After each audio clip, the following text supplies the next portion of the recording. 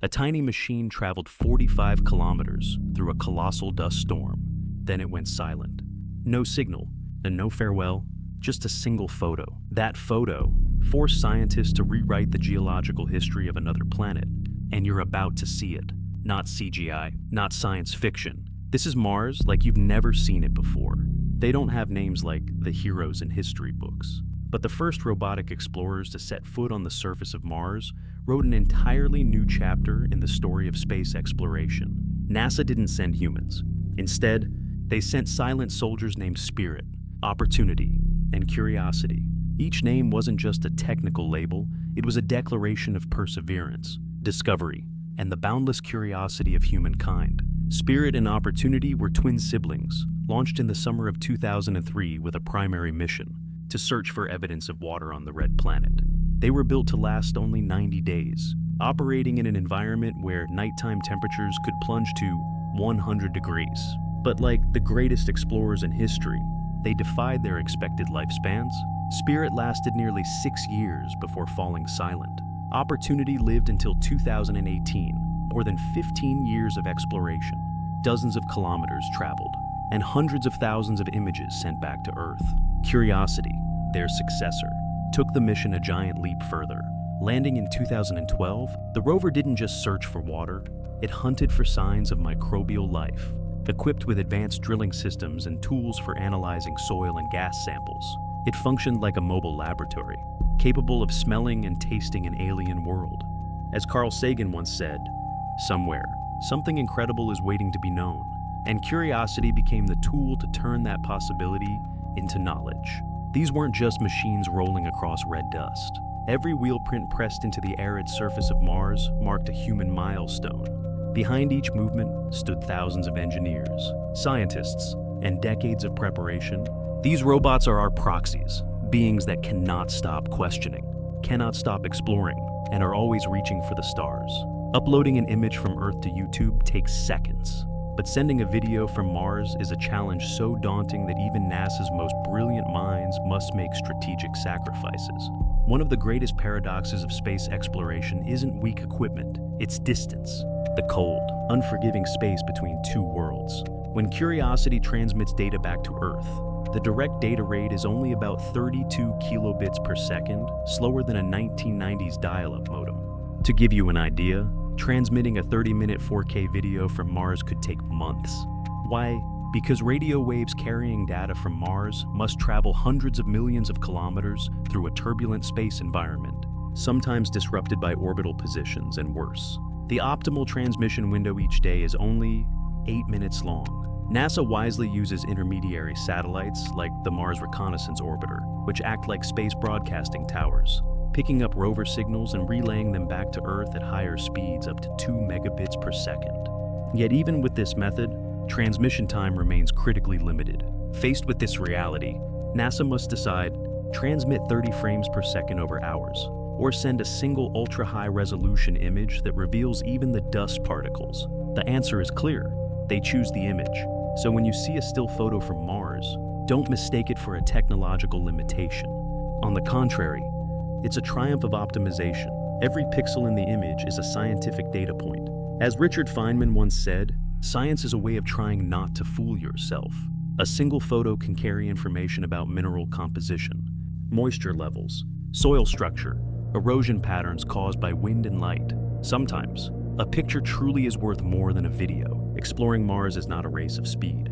It's a test of endurance of knowledge facing the immense silence of the cosmos. Unlike a smartphone that can capture panoramas with a single sweep, NASA's rovers like Spirit, Opportunity, and Curiosity must scan each scene piece by piece, like a photocopier scanning each line of paper. Every image you see from Mars isn't a single snapshot, but the result of dozens, sometimes hundreds, of images stitched together, each taken with near-perfect precision. The rovers are not programmed to point and shoot. For every shot, scientists on Earth must calculate camera angles, tilt, lighting conditions, and dust interference. Only then does the robotic camera turn, capturing each slice of the surrounding environment. This process can take hours, sometimes days, just to complete a single image sequence. The result is a jumble of raw data, blurry frames, Underexposed shots, missing patches caused by sudden lighting changes or low battery power. And that's where the magic begins here on Earth. Each frame is processed with color correction, alignment calibration, and noise removal. Sometimes, scientists must cross-reference 3D topographic maps of the area to ensure each pixel is precisely placed. The black spots or empty spaces you see in some NASA image mosaics aren't errors. They're areas the camera couldn't reach due to angle limitations or the need to conserve energy. Once all the images are assembled into a massive visual mosaic, another technique is applied: panning motion, slowly gliding across the image at 60 frames per second. No artificial zoom, no stretched pixels. Every movement preserves the original resolution. It creates the sensation of walking across the Martian surface, even though no human foot has touched it. As Leonardo da Vinci once said, details make perfection, and perfection is not a detail. Those scattered images, once combined, transform into a virtual journey across a planet, something no CGI video can truly replicate. It's no coincidence that Curiosity stopped at Glen Torridon, an ancient terrain beneath Mount Sharp, right in the heart of Gale Crater. For NASA, this wasn't just another destination. It was one of the most promising sites for long-term water stability on Mars. And for astrobiologists, that meant a real possibility of past life. Glen Torridon was selected after years of orbital analysis, satellite imaging, and mineralogical detection. Its most striking feature? A rich concentration of clay deposits a mineral that only forms in wet. Stable environments over extended periods, not a flash flood, but a standing lake, potentially millions of years old. And where there's clay, there was water. And where there was water, you must ask, was there life?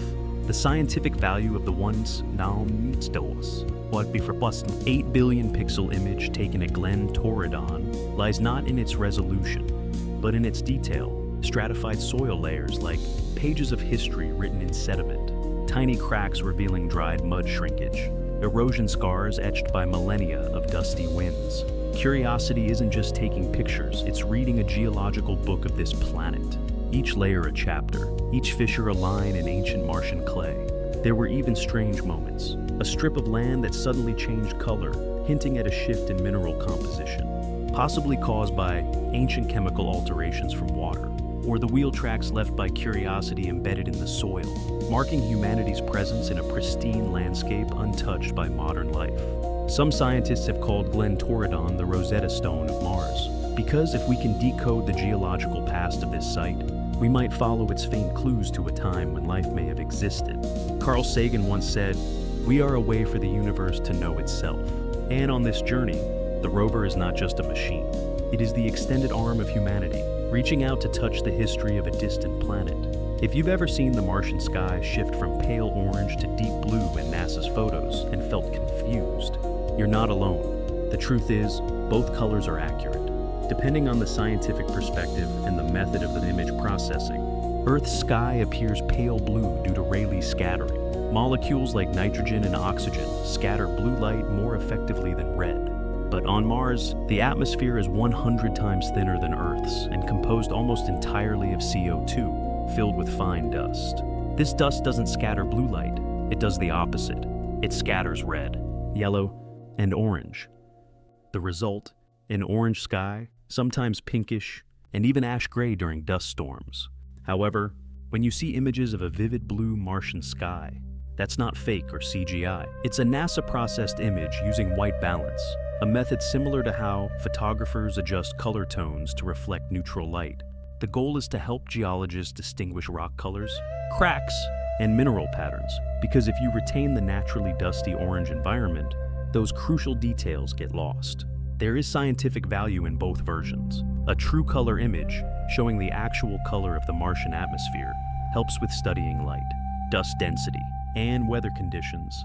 Meanwhile, a white-balanced or Earth-light image is useful for analyzing geological structures. As astronomer Maria Mitchell once said, "We measure light not just to see where it comes from, but to understand what it touches." That's exactly what NASA is doing. The diversity in the Martian sky's hues also shows that Mars is not as still as we imagine.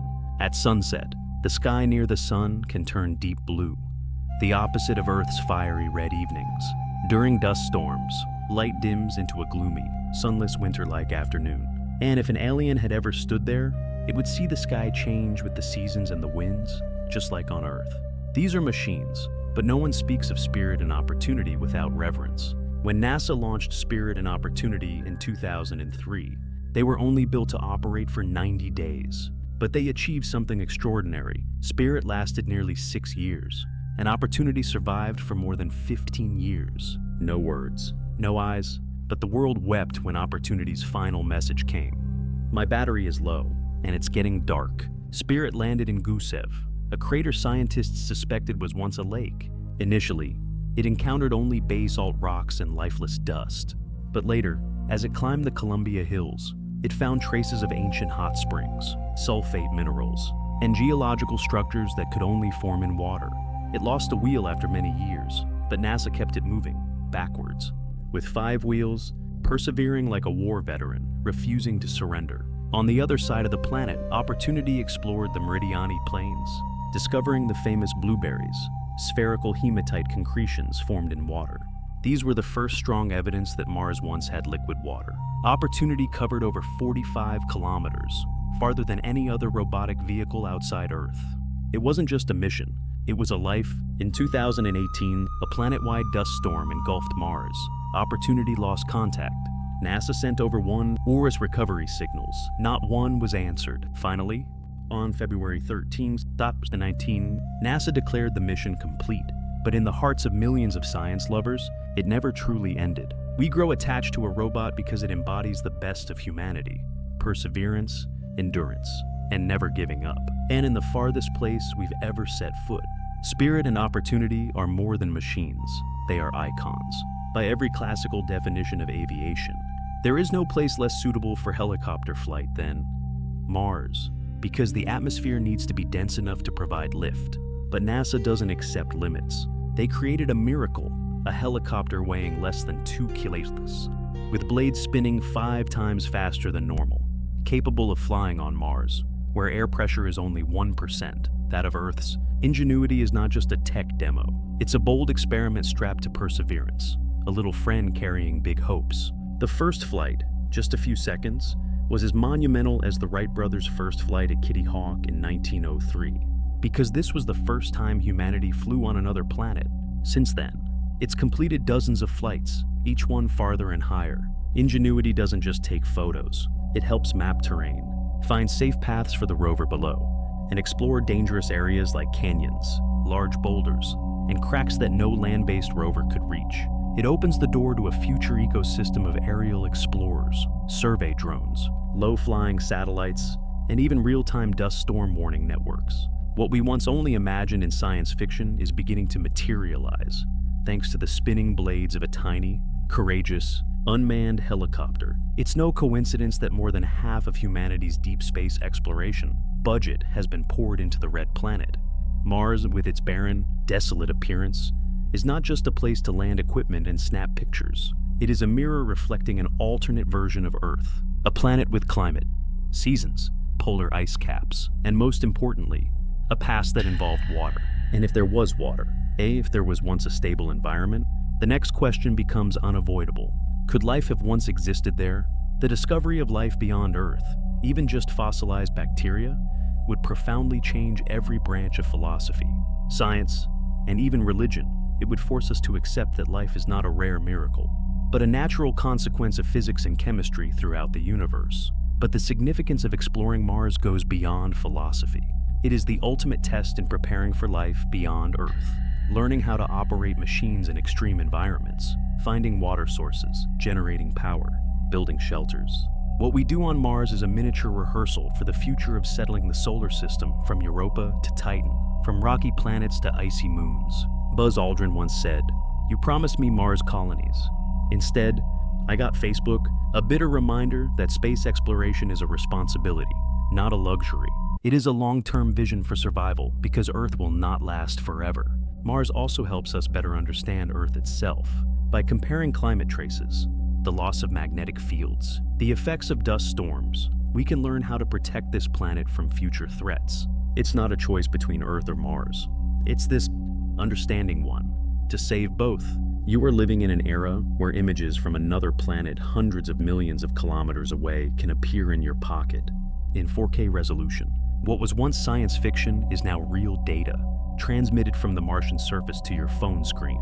But exploration is not just the work of NASA or Elon Musk. It begins with you, with asking questions, with being curious, with every time you look up at the night sky and wonder, is someone else out there? We have sent machines to break through every barrier, not because it is easy, but because it is hard.